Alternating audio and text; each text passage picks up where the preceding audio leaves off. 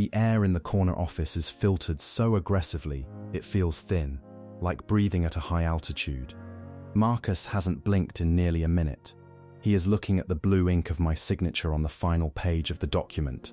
The paper is heavy, cream-colored, and silent as he slides it into a leather-based folder. There is no sound in the room except for the low, consistent hum of the air purifier in the corner. Outside the floor-to-ceiling glass, London is a blurred grey smear of rain and taillights. But in here, everything is sharp.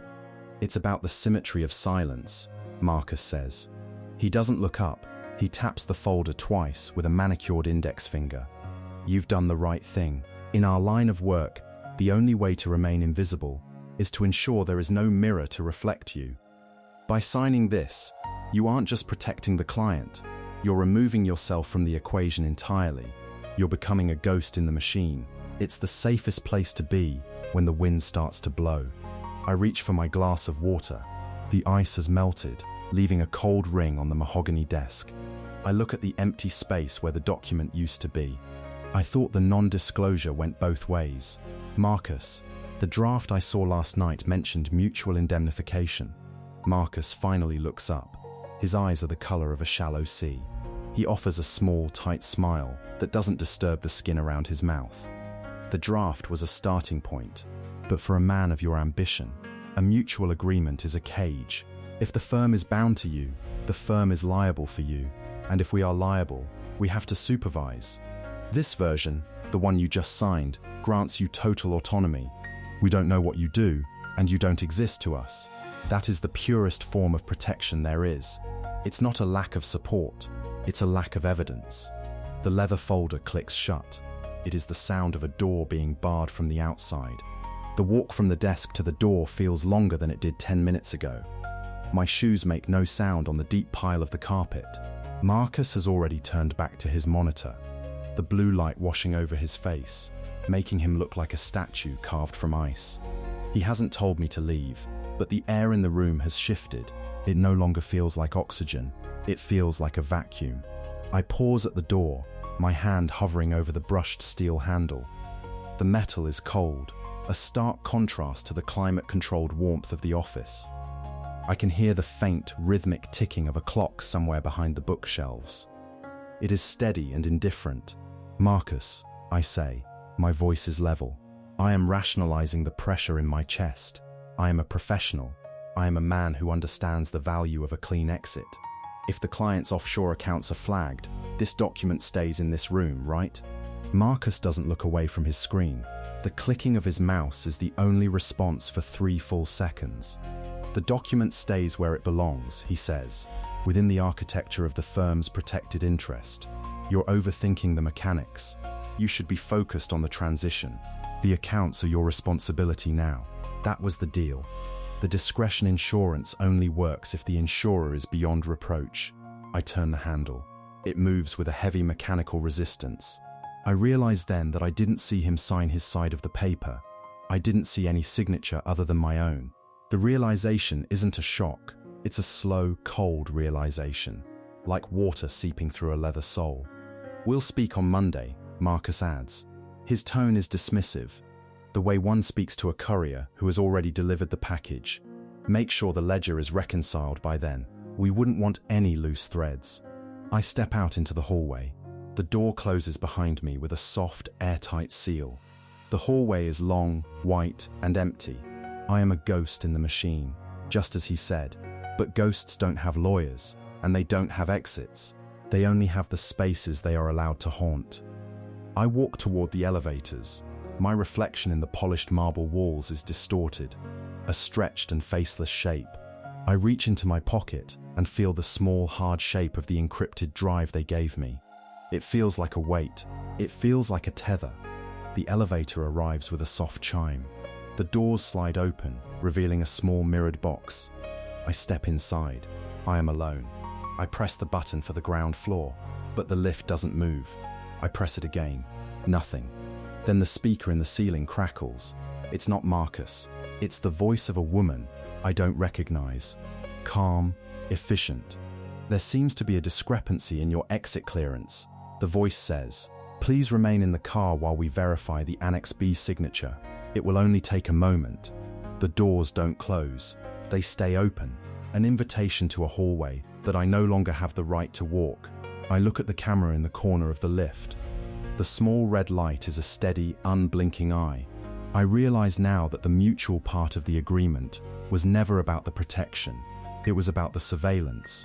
I stand in the center of the mirrored box, my heart rate steady, my breathing controlled. I am a professional. I am making a reasonable deal. I am waiting for the verification. The air purifier in the hallway is humming. It is the only sound in the world. The wait is not a delay. It is a demonstration. I stand in the mirrored car, watching the red light of the camera. I can see myself from 3 different angles: the back of my head, the profile of my jaw, the way my hand is still shoved deep into my pocket. Clutching the drive, I look like a man in a brochure for a high-end security firm. I look like a man who is exactly where he is supposed to be. The voice returns. It is even softer now, almost intimate. "Thank you for your patience," the voice says. The signature has been verified. However, there is a small clerical error in the digital upload. We need you to step back into the office to provide a thumbprint biometric for the Annex B waiver. Marcus has already left for the evening, but the security team is authorized to facilitate the scan. The elevator's doors begin to close, but they stop halfway, hovering in a state of permanent hesitation. I don't move. I know the layout of the office. The security team isn't on this floor. They are in the basement, behind 3 layers of reinforced steel. If they are coming up, they aren't coming to scan a thumbprint. They are coming to finalize the removal of the ghost. I look at the gap between the doors. It's only a few inches wide. Beyond it, the hallway is a white throat, waiting to swallow. "I'll wait here," I say to the camera. My voice is a masterpiece of calm. "I'll wait for Marcus to return on Monday. We can handle the biometrics then." There is a long silence. The air in the lift feels stagnant now, the filtration system having cut out the moment the doors malfunctioned. I can smell the faint metallic scent of the elevator cables. I can smell the sweat on my own palms. "That won't be possible," the voice says. "The client requires the annex to be finalized before the midnight markets open in Hong Kong. Without the biometric, the NDA is technically incomplete, and if it's incomplete, the firm cannot guarantee the invisibility we discussed. The logic is perfect. It is a closed loop. If I don't go back, I am exposed. If I do go back, I am documented. Either way, the mutual silence is gone. There is only my silence and their record of it." I step out of the lift. The hallway feels colder now. The lights have dimmed to a power-saving mode, casting long skeletal shadows across the carpet. I walk back toward Marcus's office. The door is slightly ajar. A single lamp is burning on the desk, casting a pool of amber light over the leather folder. I enter the room. The air purifier is silent. The room smells of nothing at all. I walk to the desk. The folder is open. Beside it sits a small black glass plate, the biometric scanner. It is waiting. I look at the document again. Now that Marcus isn't here to block my view, I see the footer on the last page. It's in a font so small, it looks like a decorative line. Tenant assumes all penal liability for the managed assets. I am the tenant. The assets are the offshore accounts. The managed accounts are the crimes. I hear footsteps in the hallway. They are heavy, deliberate, and there are more than 2 of them. They aren't running. They don't have to run. The floor is 30 stories up, and the windows don't open. I place my thumb on the glass plate. The light underneath turns green. The door to the office clicks shut behind me. It isn't a soft seal this time.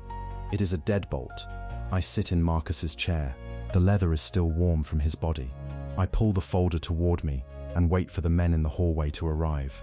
I am a professional. I have minimized the risk. I have protected the client. The red light on the desk phone begins to blink. I pick up the receiver.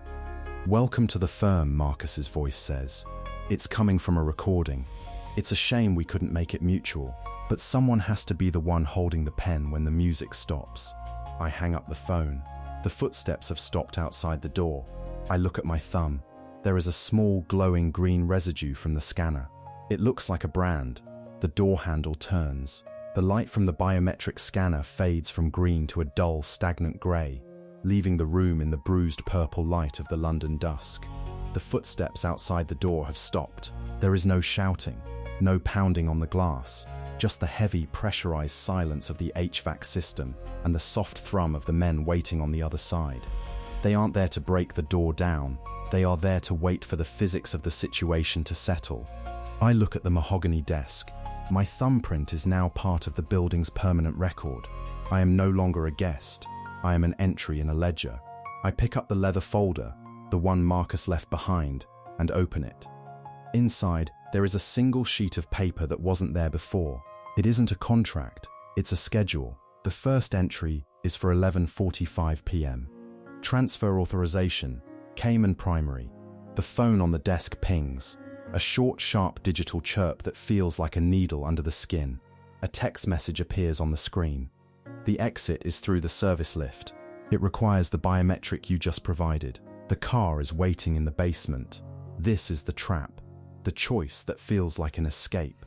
If I stay here, the men outside the door eventually come in, and I am a ghost in a room with no witnesses. If I take the service lift, I am using the very signature that incriminates me to move the money that will destroy me. One is a physical end. The other is a legal one. I am being offered the chance to walk out of the building as long as I carry the weight of the firm's sins out with me. I stand up. My legs feel like they are made of glass. I walk to the hidden panel behind the bookshelves where the service lift is located. I press my thumb against the small recessed sensor. The sensor glows green. The panel slides back with a sound like a heavy sigh. The sound of air moving from a high-pressure zone to a void. Inside the lift, the walls are brushed steel, unpolished and cold. There is no mirror here to distort my reflection, just the dull grey reality of the box. I press the button for B3. The lift doesn't drop. It descends with a slow, controlled vibration that I can feel in my teeth. This is the sensory anchor, the subtle, rhythmic grinding of the lift cables, a sound that says I am being lowered into a place where the sun doesn't reach. The basement is a cavern of concrete and fluorescent hum. A black sedan is idling 20 feet from the lift doors, its exhaust curling around the pillars like a blind animal. The driver is invisible behind the tint. I walk toward the car. The garage is empty, a vast echoing chamber of grey. My footsteps are the only sound, a series of sharp, lonely reports against the concrete. I reach the car, and the rear door clicks open. I look back at the service lift. The doors have already closed. The light above the lift has gone dark. The only exit is the car, and the only path is the one the firm has paved. I get into the back seat. The interior smells of new leather and ozone, the same filtered air from Marcus's office. The door closes, and the child locks engage with a sound that is final, a heavy thud that marks the failure point. The car begins to move. We aren't going toward the street ramp. We are moving deeper into the garage, toward a section that isn't on the building's maps. We've reached the final signature, a voice says from the front seat. It's not Marcus. It's the efficient woman from the elevator. I look at the driver's mirror. I can only see her eyes. They are calm, professional, and entirely devoid of malice. The client is pleased with your cooperation, she says. The transfer is complete. You are now the sole signatory for the Cayman primary accounts. I look at my hands. They are steady. I am a professional. I am making a reasonable deal. Where are we going, I ask. To the airport, she says. You have a flight to catch. It's a one-way ticket. We've found a very quiet place for you to reside. It's outside of any extradition zone. She turns a corner, and the headlights sweep across a heavy steel gate that is beginning to rise. You should be happy, she adds, her voice dropping to a near whisper. Most people in your position don't get an exit. They just get the silence. The gate clears the roof of the car. We emerge not onto a London street, but into a private tunnel, a long white-tiled throat that leads away from the city. I lean back into the seat. I am a ghost in the machine. I am a man who thought the NDA was mutual. I am a man who is now the only evidence left of a crime I didn't commit, moving toward a sanctuary that is just another word for a cage. The car speeds up, the engine a low, predatory growl in the enclosed space. I close my eyes. I can still hear the grinding of the lift cables. I can still feel the green glow of the scanner on my thumb. The deal is done. The door is locked. I am exactly where they want me to be.